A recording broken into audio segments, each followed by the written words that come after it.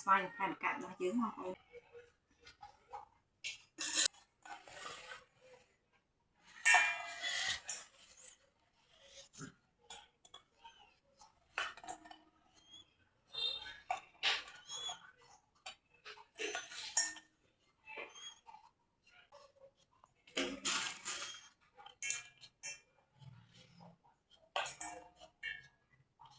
ហើយខ្ញុំធ្វើការចិត្តឲ្យបងប្អូនវាជាពីរអីចឹង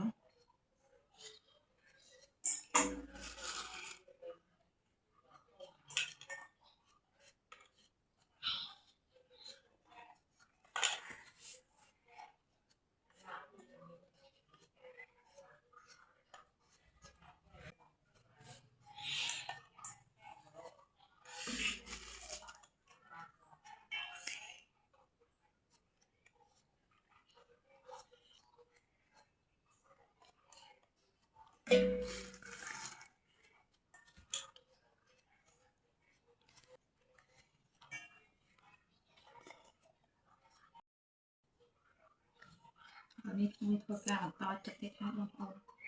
ចិត្តសម្បករបស់វាឲ្យបានស្អាតទៅស្អាតហើយបានយើងអាចយកជាពីរបាន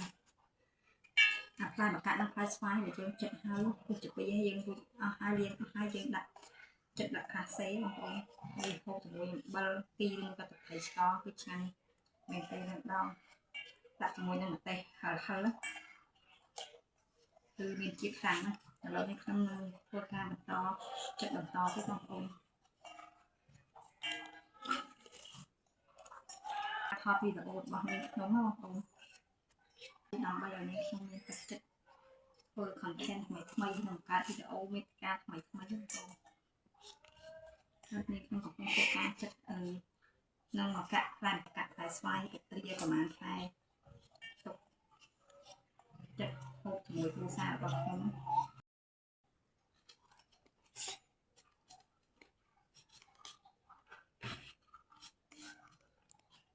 ហើយនេះខ្ញុំធ្វើការបន្តចិត្តផ្លែស្វាយបងប្អូនស្វាយទិញបានធូរថ្លៃដែរបងប្អូនទិញបាន2 គីឡូកន្លះក៏3 គីឡូវាគិតតែ 5,000 បងប្អូន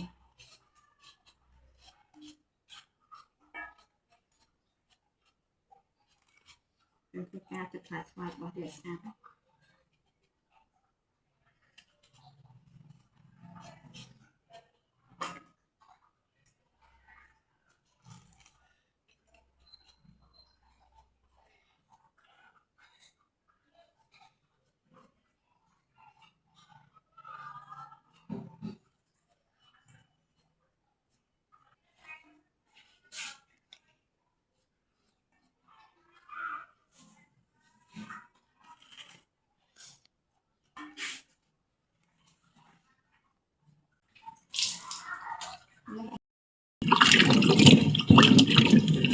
បងប្អូនផ្លែ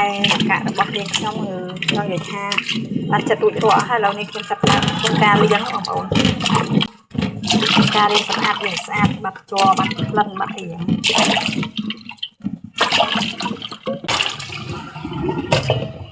ខ្ញុំធ្វើការលាងវាចំនួន2 ទឹកបងប្អូន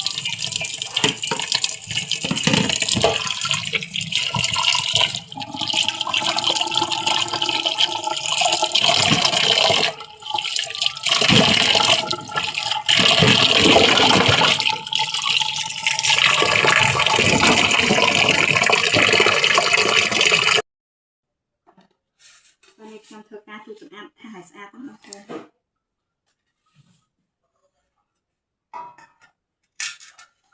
គឺជាថារបស់យើងនេះខ្ញុំបានលាងរួចរាល់អស់ហើយក៏ចិត្តរួចរាល់អស់ដែរបងប្អូនខ្ញុំធ្វើការចិត្តដាក់ថាដាក់អីចឹងបងប្អូន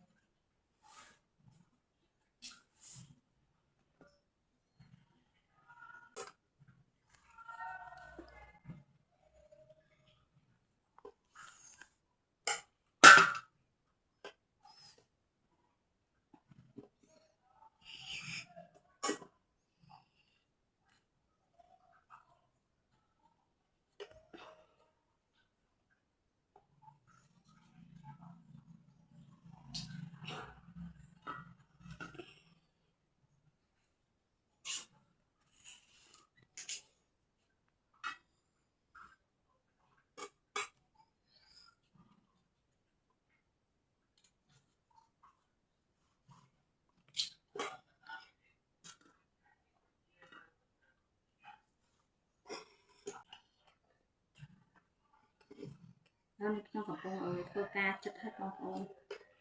ចិត្តវាពុះវាជាពីរយើងរៀបវាឲ្យបានពេញថាមើលតែឃើញលក្ខណៈម្ជូររបស់យើងវាស្អាត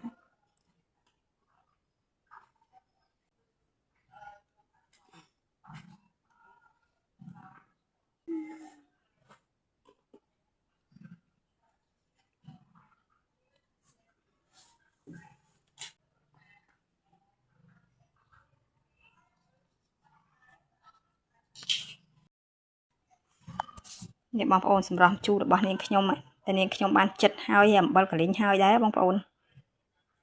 តំណងឯងបងប្អូននេះ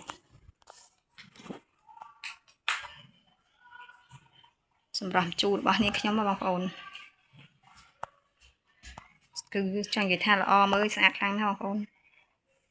ជូររបស់នាងខ្ញុំរួចរាល់បងប្អូននេះខ្ញុំចាប់ដើមធ្វើការដាក់អំបិលចូលបងប្អូនអំបិលនៅនាងខ្ញុំបានលីងហើយជាមួយនឹងពៀក្រៀមបងប្អូនមើលទៅទីអំបិលតំណងបងប្អូនហើយចិត្ត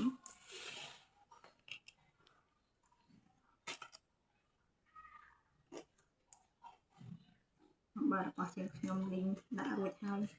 យើងទុកយ៉ាងណាក៏វាអត់ចេញទឹកដែរបងប្អូនព្រោះយើងលីងហើយអញ្ចឹងតំណងនេះបងប្អូននេះអំបិលហូបជាមួយនឹងម្ជូររបស់យើងបងប្អូនមាន3មុខមានស្វាយមានទឹកក្រៀមមានម្កាបងប្អូនសូមចិត្តបងប្អូនជួយចុច Subscribe Channel YouTube របស់នាងខ្ញុំម្នាក់មួយផងដើម្បីឲ្យនាងខ្ញុំមានទឹកចិត្តធ្វើវីដេអូថ្មីៗបន្តទៀតចែកជូនបងប្អូនទស្សនាជម្រាបលាជួបគ្នានៅវីដេអូក្រោយបាយបាយ